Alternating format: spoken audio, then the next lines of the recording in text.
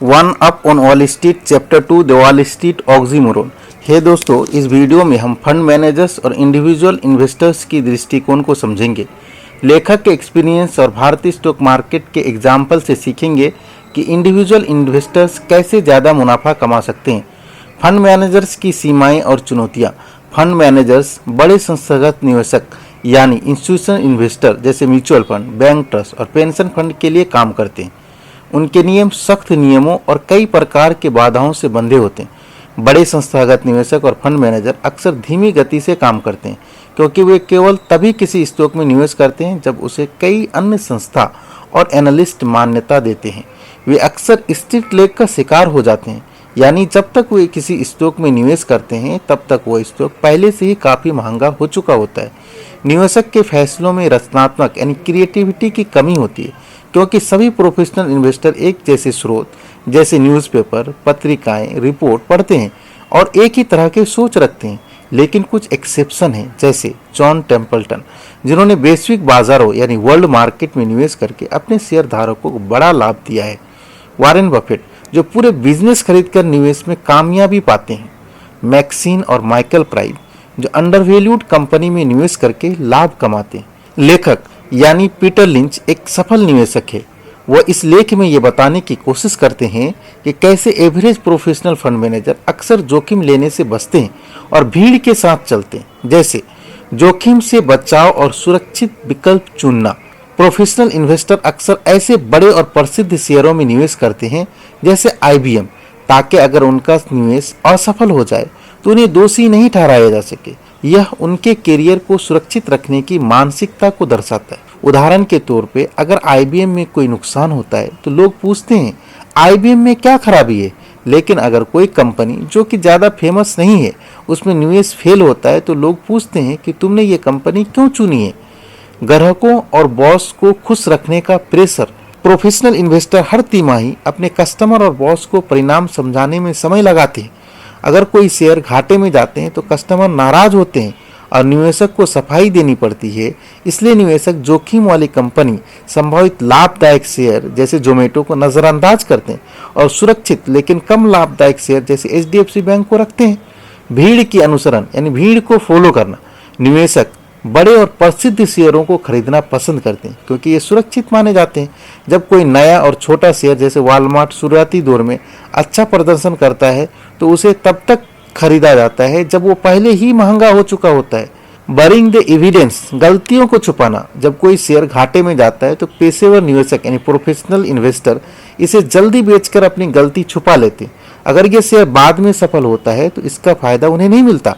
यह प्रक्रिया सबूत छुपाने जैसी है, जहां निवेशक अपनी गलतियों को रिकॉर्ड से ही हटा देते हैं।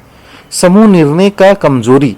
बड़े फंड और पेंशन मैनेजमेंट में शेयरों की लिस्ट आमतौर पर एक कमेटी द्वारा बनाई जाती है। ये लिस्ट अक्सर सेफ लेकिन औसत दर्जे के विकल्पों से भरी होती है, जिसमें असाधारण प्रदर्शन की संभावनाएं कम होती है। फंड मैनेजर की कठिनाइयाँ। फंड मैनेजर अक्सर रोमांचक कंपनियों को शेयर खरीदने में कई प्रकार के नियमों और बाधाओं से जूझने पड़ते हैं। उदाहरण के तौर पर कुछ बैंक के ट्रस्ट डिपार्टमेंट यूनियन वाली कंपनी में निवेश नहीं करते। कुछ कंपनियों को गैर विकासशील उद्योगों या खास उद्योग समूहों जैसे इलेक्ट्रिकल यूटिलिटीज, तेल या स्टील में निवेश करने की अनुमति नहीं होती।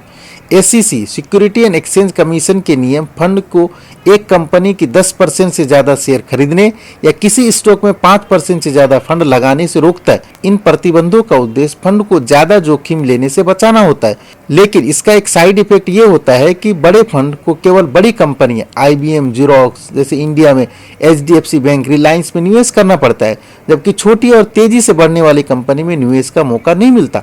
बड़े फंड्स की चुनौतियाँ।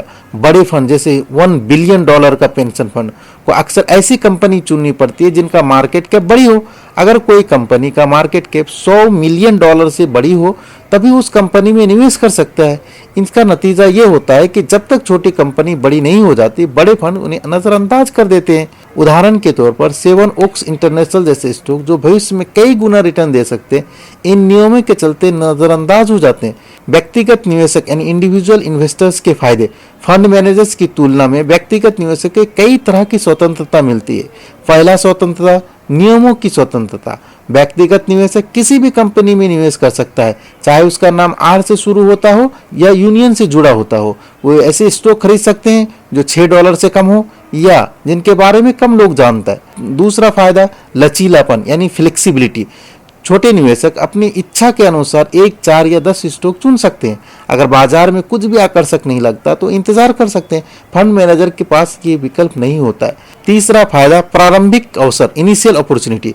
व्यक्तिगत निवेशक अपने आसपास के क्षेत्र या कार्यस्थल इन वर्क प्लेस में बढ़िया अवसर पहले देख सकते हैं, जबकि एनालिस्ट और फंड मैनेजर उन पर देर से ध्यान देते हैं। चौथा फायदा कम दबाव। व्यक्तिगत निवेशक को हर तिमाही अपने निर्णयों का हिसाब किसी कस्टमर या किसी बॉस को नहीं देना पड़ता। उन्हें यह नहीं बताना पड़ता वॉलमार्ट या डंकिन डोनट्स बेवकूफ़ी भरे शेयर है। स्टॉक मार्केट में निवेश करने या ना करने का सवाल। हालांकि स्टॉक मार्केट में निवेश करने का निर्णय पूरी तरह से व्यक्ति की मेंटेलिटी एंड सेल्फ कॉन्फिडेंस पर निर्भर करता है। स्टॉक मार्केट उन लोगों को लाभ देता है जो इसमें पैशंस एंड सेल्फ कॉन्फिडेंस के साथ निवेश करते हैं। वही संकोच करने वाले को अक्सर नुकसान झेलना पड़ता है। इसलिए यदि आप खुद पर विश्वास रखते हो और अपने आसपास के अवसर को पहचान सकते हैं तो स्टॉक मार्केट व्यक्तिगत निवेशकों के लिए एक बड़ा मौका हो सकता है। भारतीय स्टॉक मार्केट में तुलना और सीख। अब लेखक के विचारों को भारतीय स्टॉक मार्केट के दृष्टिकोण से समझते हैं। पहला, फंड मैनेजर्स की सीमाएं। भारतीय स्टॉक मार्केट में भी भारतीय म्यूचुअल फंड जैसे सिक्योरिटी एंड एक्सचेंज बोर्ड के द्वारा सख्त नियमों का पालन करते हैं। उन्हें मुख्यतः बड़ी कंपनी में निवेश करना होता है। उनका focus TCS, Infosys, Reliance and HDFC bank जैसे कंपनियों पर होता है। उदाहरण के तौर पर एसबीआई ब्लू चिप और एक्सिस ब्लू चिप फंड जैसे फंड बड़ी और स्थिर कंपनियों में निवेश करते हैं जो अधिकतर स्थिर रिटर्न देते हैं। व्यक्तिगत निवेशक का अवसर। व्यक्तिगत निवेशक भारत में उभरते क्षेत्रों और कंपनियों में निवेश करके बड़ा मुनाफा कमा सकते हैं। छोटी कंपनियों में ये इन्वेस्ट कर सकते हैं, जैसे एमआरएफ। 1990 के दशक में जिन निवेशकों ने इसमें पैसा लगाया वो आज करोड़पति बन चुके हैं। टाइटन। इनिशियल इन्वेस्टमेंट जब राकेश झुनझुनवाला ने इस कंपनी में किया और ये कंपनी मल्टीबैगर बन गया। नए ट्रेंड्स का फायदा उठाए। भारत में नए ट्रेंड्स का फायदा उठाए। उदाहरण के तौर पर ईवी सेक्टर। टाटा मोटर्स और एक्साइड ने ईवी मार्केट के बढ़ते ट्रेंड से अच्छा मुनाफा कमाया है। Green energy. अदानी ग्रीन और टाटा पावर ने लंबी अवधि में शानदार रिटर्न दिए। व्यक्तिगत दृष्टिकोण को अपनाएं। भारतीय बाजार में निवेशक अपने आसपास के ट्रेंड पर ध्यान देकर अच्छे अवसर पा सकते हैं। उदाहरण के तौर पर जोमेटो जैसी कंपनी जो लोगों के रोजमर्रा के जीवन का हिस्सा है, लंबे समय में अच्छा रिटर्न दे सकता है। भारतीय बाजार के अवसर और सुझाव। भारतीय स्टॉक मार्केट में छोटे निवेशकों के लिए बहुत सारे अवसर है, खासकर उभरते सेक्टर्स और नई कंपनियों में। अपने आसपास के कंपनियों पर ध्यान दें, लॉन्ग टर्म सोच रखें और सही समय पर निवेश करें। अगर आपको ये जानकारी उपयोगी लगा हो तो इस चैनल को सब्सक्राइब जरूर करें और कमेंट करके आपका पसंदीदा स्टॉक का नाम जरूर बताएं। Thank you for watching this video.